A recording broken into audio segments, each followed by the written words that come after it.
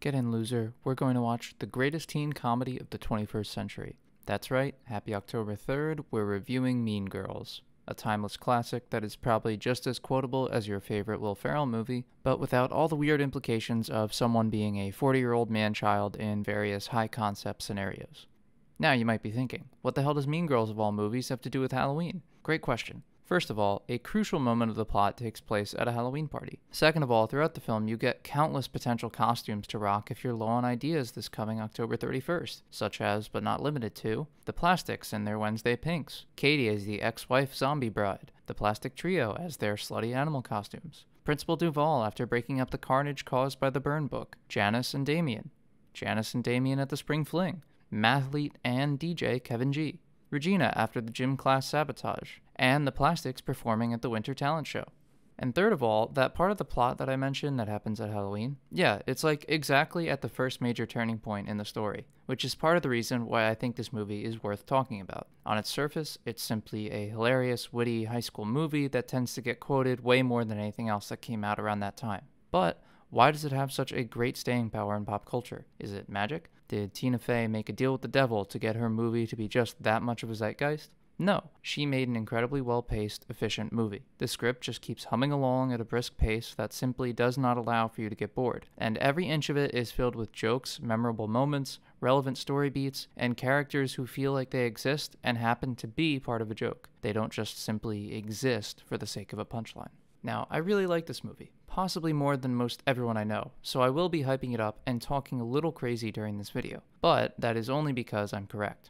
Take the structure of it, for example. It's a perfectly packaged piece, partitioned into quarters that are easily recognizable through the state of the protagonist. In part 1, we have our African exchange student, Cady Heron, enter into her unknown world. She is essentially a blank slate, armed with nothing more than her manners and her otherworldly life experiences to make her way in the jungle of North Shore High School. Her first foray into the public school system is a complete shit show. It's a whirlwind of stereotypes coming to fruition and horror stories come to life, with Cady being on the receiving end of things more often than not. Welcome! I'm from Michigan. Like I said, more often than not, but not all the time. As she stumbles her way through the first quarter of the film, she is almost completely passive. Generally speaking, we would hate this in a protagonist. Most writing conventions tell you that your main character needs to be active. They need to be choosing their path forward and pushing ahead against the odds. But Cady manages to endear herself to the audience in spite of her relative passivity. Why is this? Well, because she's being forced to survive what may potentially be the most hostile ecosystem on planet Earth, high school.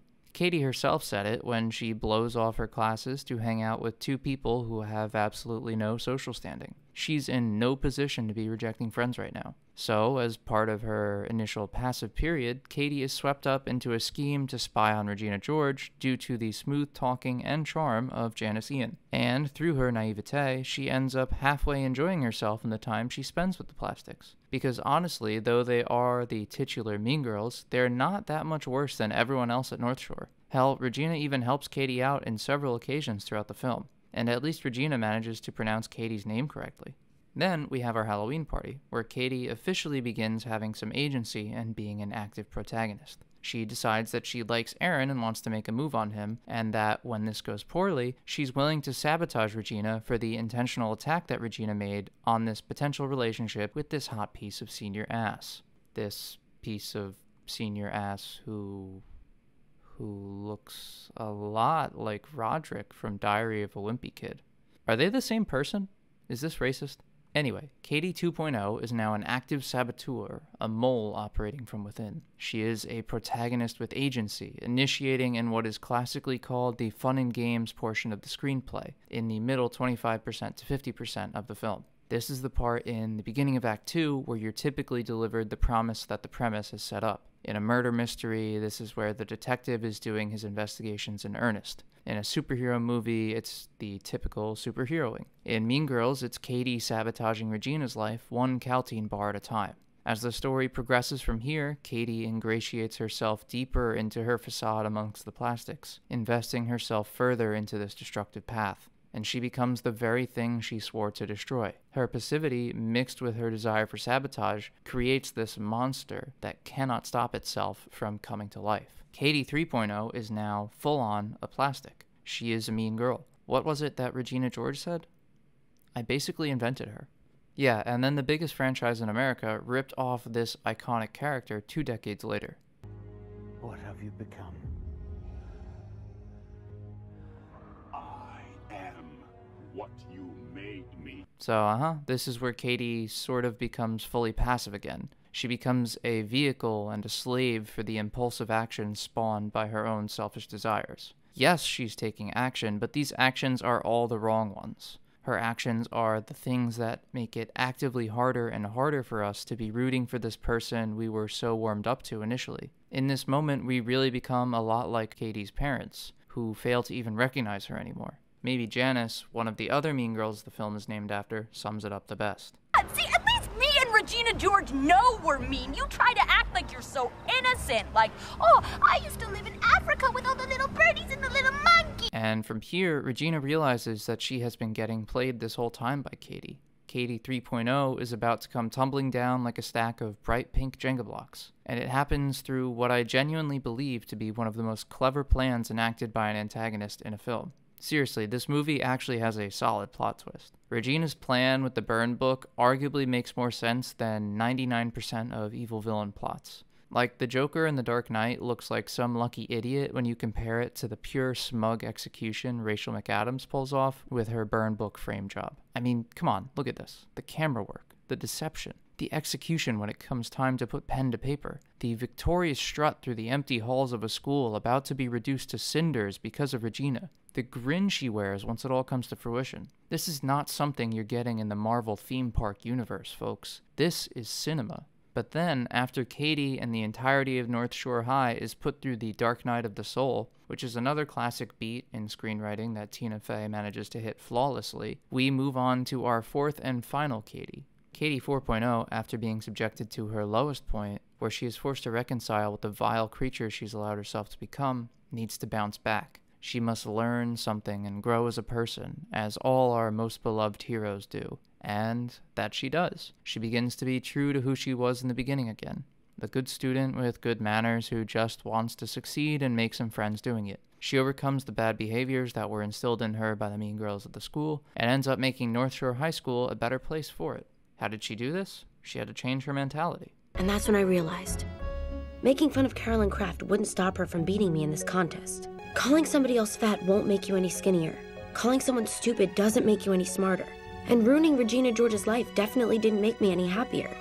All you can do in life is try to solve the problem in front of you. Just overall an incredibly fetched script. It manages to tell a super effective story with extreme technical prowess. Tina Fey is clearly a master of the writing craft. It hits every beat it needs to, and it doesn't dawdle on any one in particular a second longer than it needs to. It's an environment we get to spend just enough time in to want more of, but not so much where we ever really grow tired of anything. And all the while, Tina Fey writes in jokes that seemingly come at you every 30 seconds, if not faster. And that's the other thing I'd like to talk about. The jokes in this movie are written to keep you entertained, but they're not written with the expectation of some grand audience reaction. Almost every line in this film, however hilarious it may be, is completely undersold. There's no dwelling on it, no building 5 seconds of dead air into the film after the moment to allow the audience to hoot and holler. We just keep on trucking, moving the story along, and keeping things rolling for the next moment. I love it. It's funny, and it doesn't feel insecure about it. It's not self-congratulatory every time it thinks of something clever. I think what makes everything work so well is that the jokes are just things that are part of the world itself. They manage not to stand out, yet still be entirely comedic.